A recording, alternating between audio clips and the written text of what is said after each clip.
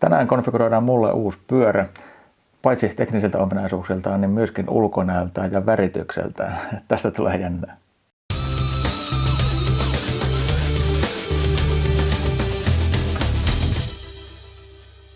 Morjesta. Tämä video on tehty kaupallisessa yhteistyössä pyörämerkki Orbean kanssa. Nimittäin mä oon hakemassa tuolle nykyiselle cyclocrossipyörälleni seuraajaa ja valinta on nyt kohdistumassa Orbea Terraan, joka on siis Orbean tällainen gravel. No sanotaan nyt, että sorapyörä. Ja se on yksi niistä pyörämalleista, joita pystyy konfiguroimaan tällaisella Orbea Myo-ohjelmalla ja sitähän me tässä tänään tehdään. Nyt ollaan jännän äärellä. Mutta jos Orbea ei ole merkkinä tuttu, niin sehän on perinteinen espanjalainen pyörävalmistaja.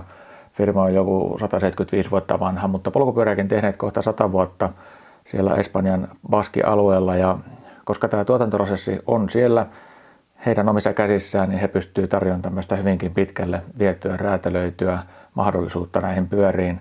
Eli kun mä sen tästä nyt konfiguroin, niin siellä sitten lähtee kaverit kasaamaan ja maalaamaan sitä pyörää ihan minua varten. Ja kaikki Orbean pyöräthän ei ole mukana tässä Myo-ohjelmassa, mutta ainakin ne, mitä mä oon katsonut, mitkä on, niin se on se hinta. Räätälöit sitä sitten takaisin. Eli tavallaan se customimaalaus ei sinänsä mitään maksa lisää. Tämä räätälöintiohjelma Orbea Myo löytyy siis osoitteesta orbea.com ja sen kun käynnistää, niin täällä sitten pääsee valitsemaan sen mallin, mitä haluaa räätälöidä. Me valitaan Orbea Terra ja se tuo tämmöisen mustan lähtökohtapyörän sitten, mitä lähdetään konfaamaan. Ensimmäiseksi pitää valita malli, eli tätä Terraakin on montaa sorttia. On alumiinirunkosta, hiilikuiturunkosta. Me valitaan tämä M20 D1X, joka on hiilikuitupyörä ja tekniikasta lyhyesti, niin se on siis Shimanon tällä Gravel-spesifisellä GRX-osasarjalla varustettu pyörä. Nämä kaikki kiekot, renkaat, ohjaustangot sun muut, niin ne pystyy tuossa vielä ohjelman myöhemmässä vaiheessa vielä valitsemaan ja räätälöimään itselleen sopivaksi. Eli tässä pääsee visualisoimaan se, että miltä se pyörä sitten oikeasti näyttää. Ensimmäisenä valitaan, että onko kiiltävä vai mattapintainen maalaus. Suosittelen oikeastaan, että päätyy kumpaa hyvänsä, niin ottaa tässä vaiheessa tämän mattapinnan, koska tuossa nuo huippukiilot välillä vähän, ainakin jos on valkoista pyörässä, niin saattaa niin kuin hämätä. Eli valitaan tässä vaiheessa matta ja sitten tulee eri osia pyörästä, jonka väritystä pääsee muuttamaan. Eli rungon pääväri. Ensimmäisenä otetaan tuosta sininen. Sitten tuon satulaputken väri voidaan valita erikseen. Pistetään musta. Itse asiassa tuosta tulee tuommoinen hauska visuaalinen efekti, niin kuin se tolppa jatkuisi tuosta tuon rungon lävitte. Sen jälkeen vaakaputken yläosa voi olla eri värinen. Se on valkoinen. Ja haarukan, itse asiassa tuosta toisesta projektiosta näkyy paremmin, eli tuo haarukan sisäosa ja etuosa on sitten eri väristä. Ja täältä voi sitten katsella, miltä se pyörä nyt näyttäisi eri kuvakulmista. Mä nyt tämmöiset Veloki-brändin mukaiset värit tähän otin alkuun. Orbea-logot voi vaihtaa, minkä väriseksi haluaa. Sen lisäksi täältä löytyy tämmöinen Frame Texture, joka on tuommoista tiheätä Orbea-tekstiä. Eli tuossa nyt tuohon haarukkaan ja vaakaputken päälle tulisi tuommoinen teksti. Tässä ei ole kuin muutama väri, millä se voisi olla. No, tässä tapauksessa kokeillaan valkoista tai sitten pois kokonaan. Tämän voi jättää pois toisin kuin moni muu kohdan. Sitten on yksi logo tulee tuohon emäputkeen ja sitten tuonne viistoputken alapintaan tulee samanlaista tekstuuria jollakin värillä. Valitaan nyt valkoinen. Terra-logo löytyy sitten myöskin tuosta vaakaputken päältä. Pistetään mustaksi, niin on raikkaat värit. Eli tällä konstissa pystyt suunnittelemaan sen pyörässä ulkonäön. Siellä on hyviä metallihohtovärejä ja kaikkea. Jätetään tämä värityspuoli vielä hetkeksi hautuun ja katsotaan vähän tätä teknistä puolta. Eli seuraavaksi meidän pitäisi valita tähän pyörään kiekot. Eli nuo fulcrumit on tuossa oletuksena, mutta itse asiassa nuo DT-swissit, mitä se ehdottaa, niin ei nyt välttämättä näyttää olevan katsoen niin samanpainoiset ja näin, että ne ei niin kuin välttämättä muuten tasoltaan ole sen kummosemmat, mutta ne on ainakin tubeless readit. Eli jotta ei suljeta sitä vaihtoehtoa tulevaisuudesta pois, niin otetaan ne DT-swissit. Renkaaksi ehdottaa Victorian 38 millisiä renkaita. Vaihtoehtona olisi sitten tuommoiset lähempänä maantierengasta olevat Hutchinsonit, eli annetaan olla se toi oletus. Ja tässä seuraavassa nyt sitten näkee, että tätäkin pyörää saa siis 2 laiturattaalla, eli tuossa satulaputkessa on etuvaihtajan paikka, jonka takia itse asiassa toi musta väri ei ole ollenkaan hassumpi siinäkään mielessä, että se maisemoi vähän sitä etuvaihtajan paikkaa siinä. Me varmaan mennään tuolla muodinmukaisella 1 eturattaalla. Välityssuhdetta mä tuossa vähän haarukoin, kattelin verrattuna tuohon mun syklokrossariini, niin tässä nyt on toi välityssuhteet sen verta laajat kuitenkin. Toki ne pykälät on silloin harvemmassa, koska meillä on käytettävissä olevia rattaita selvästi vähemmän, mutta että tämä niin kuin yltää tiheästä päästä jopa vähän pidemmälle kuin tuo mun syklokrossari, niin mikä on erittäin toivottavaa, että siinä välillä loppuu välitykset kesken. Ohjaustankoa. Tässä on oletuksena tämmöinen 12 asteen flareillä, eli sillä, että ne kahvat on kallistettu, niin kuin nyt gravelpyörissä on muotia. Oletus on se, tässä voisi vaihtaa myöskin samalla reachillä ja dropilla olevaan ikään kuin perinteisempään maantietyyppiseen tankoon, mutta me mennään nyt tuolla oletuksella, mitä se ehdottaa. Satulatolppa. Tuo vaihtoehtoinen FSA on nimestä päätellen 0 offsetilla, vaikka tuosta kuvasta voisi toisin luulla, eli mennään sillä oletuksella.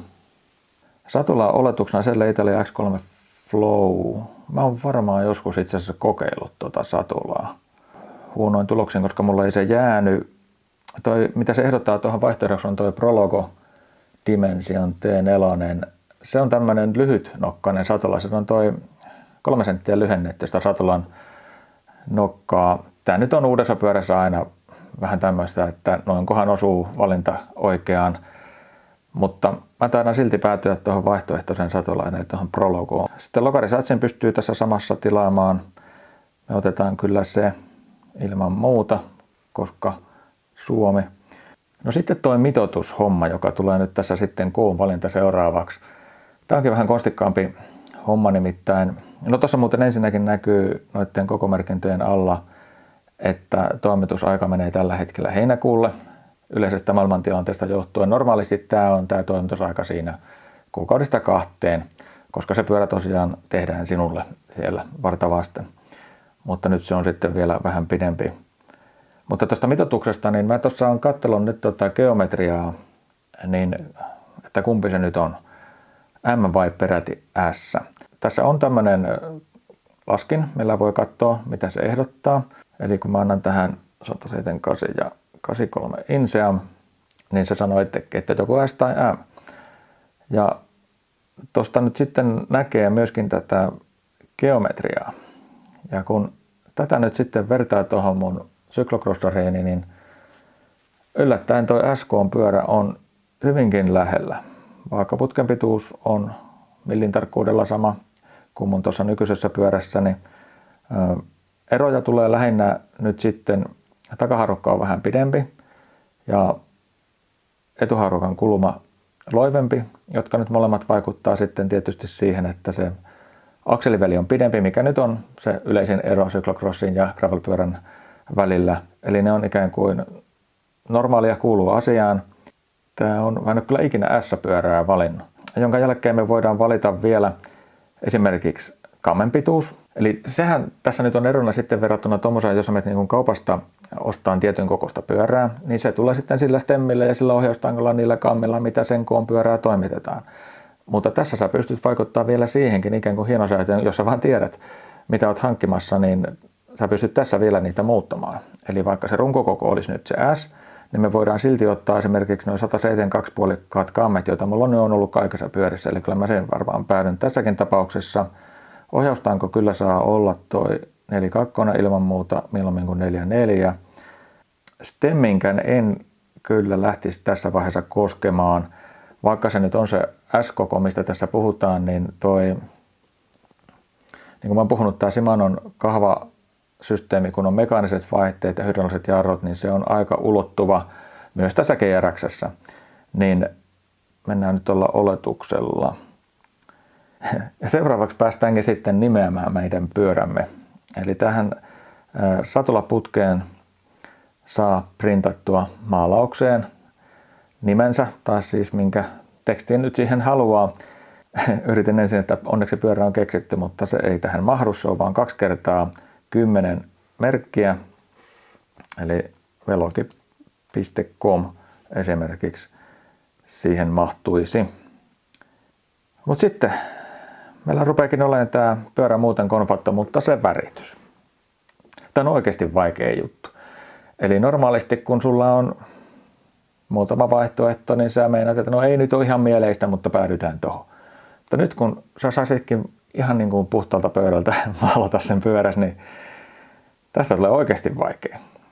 Eli jos tästä nyt lähdetään katsomaan, mitä tässä nyt olisi semmoisia omaa silmää miellyttäviä, niin tämähän on näitä metallihohtoja, sinisiäkin, tosi hienoja värejä. Esimerkiksi näillä kirkkailla väreillä saa hyvinkin pirtsakan näköisiä versioita tästä. Sitten taas jos lähtee näihin metallihohtoväreihin, esimerkiksi tämä tämmöinen havuvihreä metallihohto on tosi hienon näköinen väri. Sen kaverissa kun pistää jotain, no tuossa on esimerkiksi kullankeltaista tai voi vaikka pistää metallihohto oranssi ja tulee tämmöinen Rajavartiolaitoksen väritykseen oleva pyörä. Näistä saa ihan hienoja tyylikkäin näköisiä kokonaisuuksia, joita voi sitten tässä pyöritellä eri projektioissa, miltä se pyörä sitten näyttäisi. Nyt tulee vähän tämmöinen tapparan väreihin sävytetty pyörä. Melkein jos mä tämän ottaisin, niin mä pistäisin sen vielä kiiltävään maaliin. Onko se jotenkin vähän vanhanaikaisen näköinen? En tiedä. Mä varmaan silti palaan takaisin tähän alkuperäiseen suunnitelmaan, eli noihin Velogin väreihin ja pistetään se niin kuin mattana. Sieltä kun sä klikkaat sitten, se pyörä on mieleinen, niin klikkaat Finish. Se tekee tämmöisen yhteenvedon siitä, että mitä tähän asti on saatu aikaan, mitä valintoja on tehty, miltä se pyörä näyttää. Ja sitten kun klikataan tuolta toi Order Bicycle, niin tänne voi sitten antaa omat tietonsa. Ja nämä tiedot sitten lähtee maahantuojalle, joka sitten jälleen myyjäverkoston kautta toimittaa aikanaan sen pyörän. Ennen kuin se tilaus lähtee eteenpäin niin kuin toteutukseen, niin sulle tulee etumaksu sitten pyörästä. Koska se on räätälöity pyörä, niin siitä täytyy saada tietyn näköinen vakuus siitä, että sä tosiaan sen pyörän sitten otat, koska sitä ei voi kellekään muulle myydä, jos siellä sun nimessä esimerkiksi on maalipinnan alla. Eli noin puolet pyörän hinnasta tulee etumaksuna, jonka jälkeen se lähtee sitten toteutukseen ja aikanaan sitten tämä lähin jälleenmyyjä ottaa suun yhteyttä, että pyörä on noudattavissa. Tällainen on Orbean räätälöintiohjelma Orbea Myö, jota voi toki käyttää ja kokeilla ja leikitellä, unelmoida, minkälaista pyörää olisi tekemässä, jos sellaista olisi nyt tilaamassa. Orbea.com osoitteesta löytyy siis tämä softa ja mehän jäädään odottelemaan, minkälainen pyörä sieltä sitten tulee ja kesällä palataan siihen aiheeseen. Kiitos kun katsoit tämän video. Nähdään taas ensi viikolla. Moi moi!